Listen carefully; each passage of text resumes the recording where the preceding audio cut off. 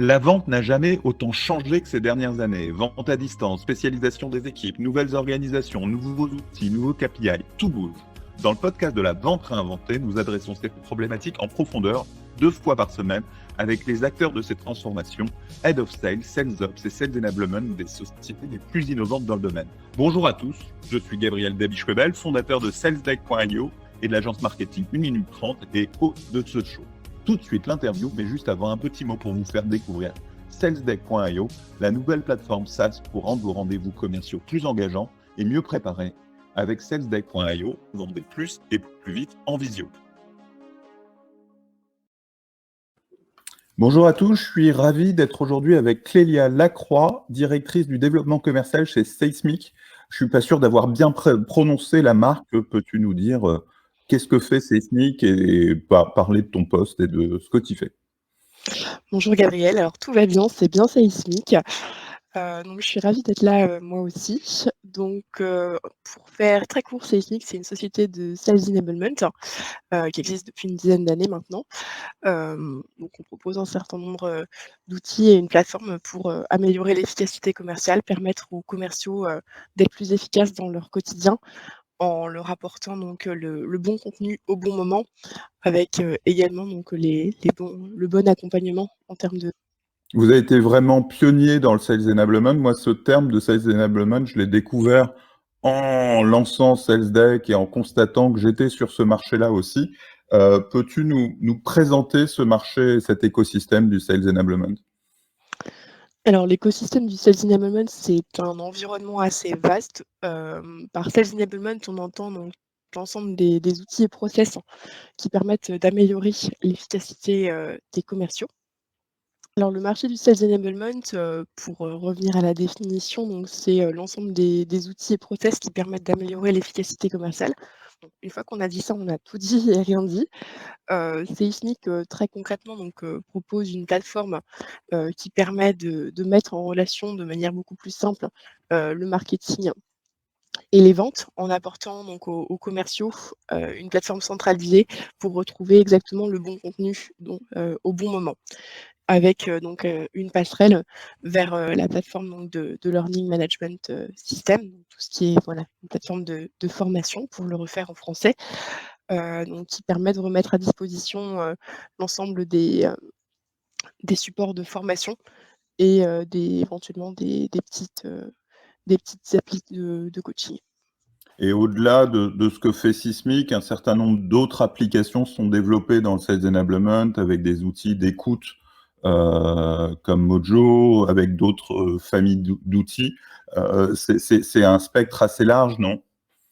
C'est effectivement un spectre assez large, donc on peut, enfin en termes quand on parle d'efficacité commerciale, effectivement, donc ça peut couvrir tout ce qui va être recording pour, permettre aux commerciaux de s'améliorer, de se réécouter et donc d'aiguiser leur pitch, au fur et à mesure du temps.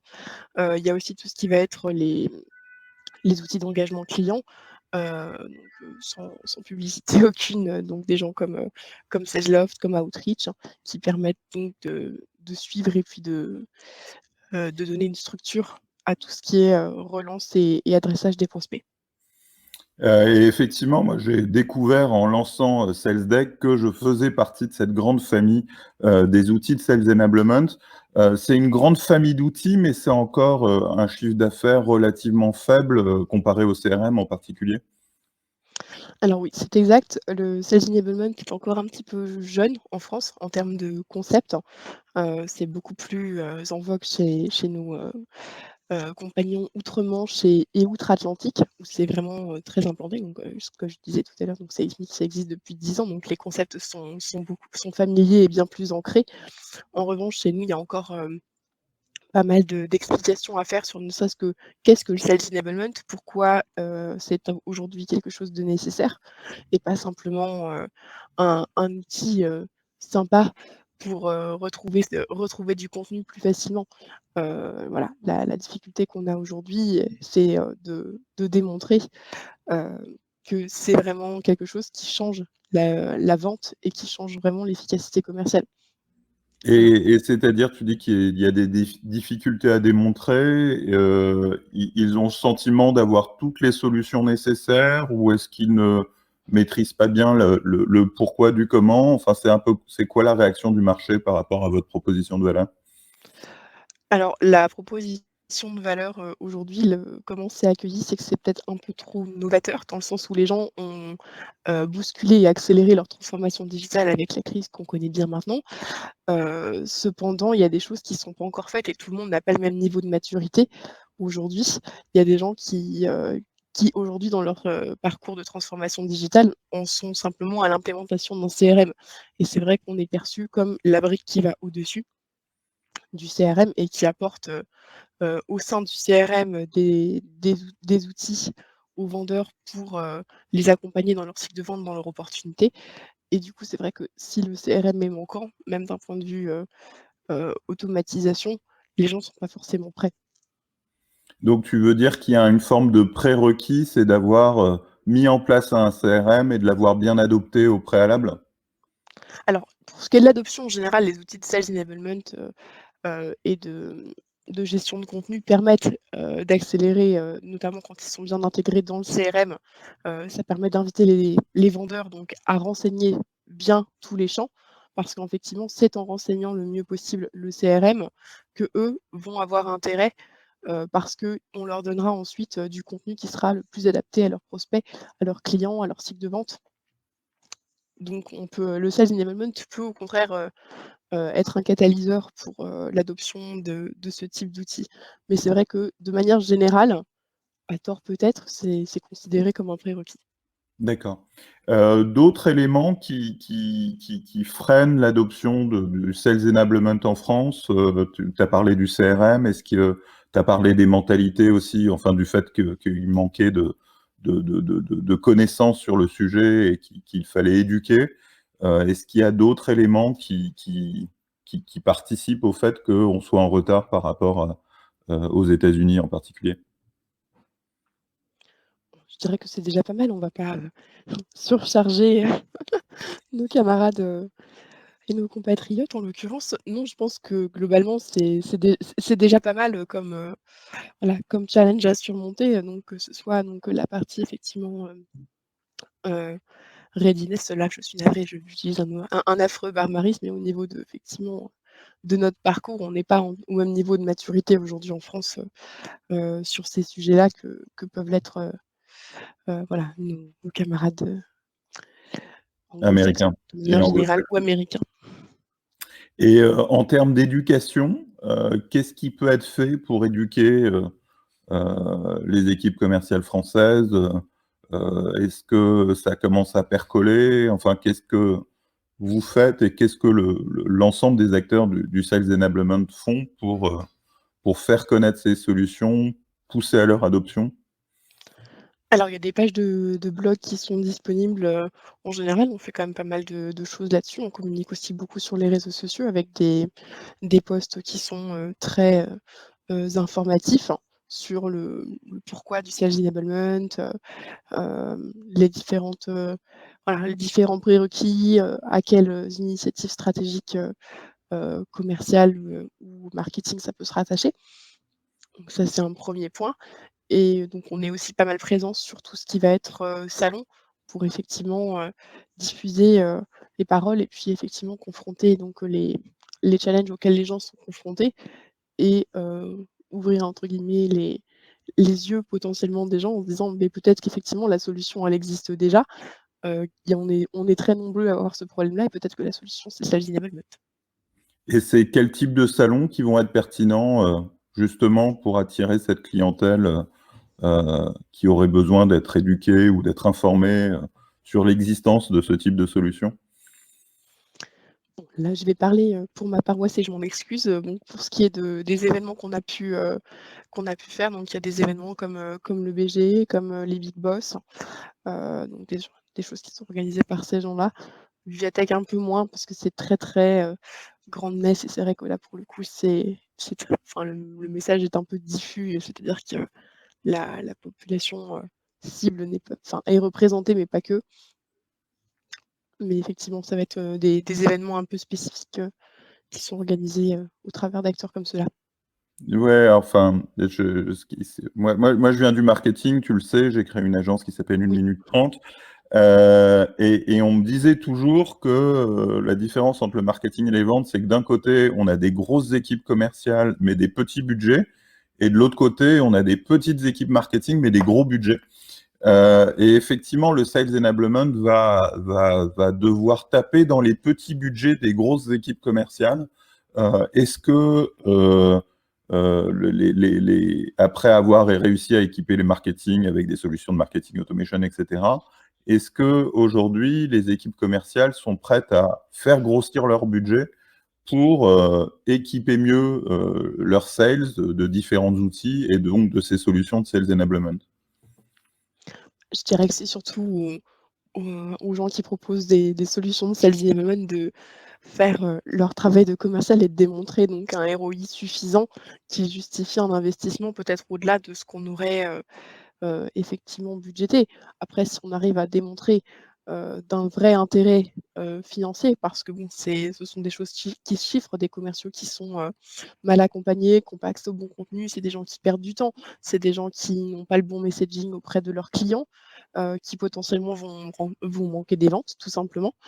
Et donc c'est des choses qui sont tout à fait quantifiables. Oui, alors ça, c'est vrai que l'avantage, c'est que c'est très quantifiable de dire qu'on a gagné X points de conversion, X ventes en plus, etc. C'est Oui, d'ailleurs beaucoup exactement. plus quantifiable que dans le marketing où on n'a pas, on va dire, cet accès direct à la vente et à la capacité de mesurer l'augmentation du nombre de ventes.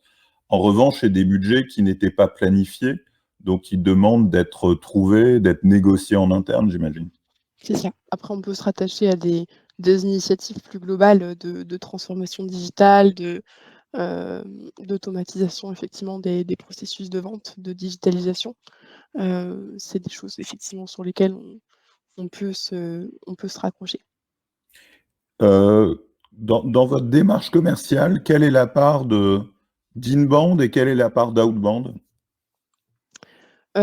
Aujourd'hui, on est sur, je dirais 70 d'outbound et Et, 30 et- d'inbound. Donc et- ça s'équilibre doucement. C'était 80-20, voire un peu plus, l'année dernière, ou il y a 2 ans quand je suis rentrée, pardon, chez Seismic. Donc on voit que ça s'équilibre, doucement. On a de plus en plus de trafic, sur le site web, avec de plus en plus de gens qui viennent avec un projet Sales Enablement en cours, notamment sur la partie, Learning Management Platform, donc la partie, training, coaching. Je dirais que c'est la porte d'entrée la plus facile du Sales Enablement. Avant éventuellement de se dire: «Je vais gérer mon contenu, je vais relier tout ça au CRM», ce qui peut nécessiter des prérequis. Former les commerciaux, ça peut être un bon moyen de commencer pour, ouais, atteindre donc cette efficacité. c'est vraiment toute la partie onboarding qui, Exactement, qui est la plus vendeuse parce que le besoin est le plus identifié, marqué, en particulier par les scale-up qui embauchent énormément de tout à fait. commerciaux, j'imagine, et qui doivent les rendre opérationnels le plus rapidement possible. Oui, tout à fait. C'est vrai pour les scale-up ou c'est vrai pour des entreprises qui ont, des grands volumes de personnes à onboarder, parce qu'effectivement, en termes de mise à l'échelle, c'est vite très compliqué, ou ça nécessite beaucoup de ressources. Donc le fait de mettre à disposition ce genre d'outils, ça libère effectivement beaucoup de temps, et en termes d'efficacité et d'analyse des performances, c'est beaucoup plus fin, et ça permet de prendre des décisions, beaucoup plus personnalisées en fonction des personnes. Par rapport à des solutions de d'e-learning classiques, comme des 360 learning, etc., quelles vont être les spécificités des solutions de sales enablement dédiées à l'onboarding et à la formation?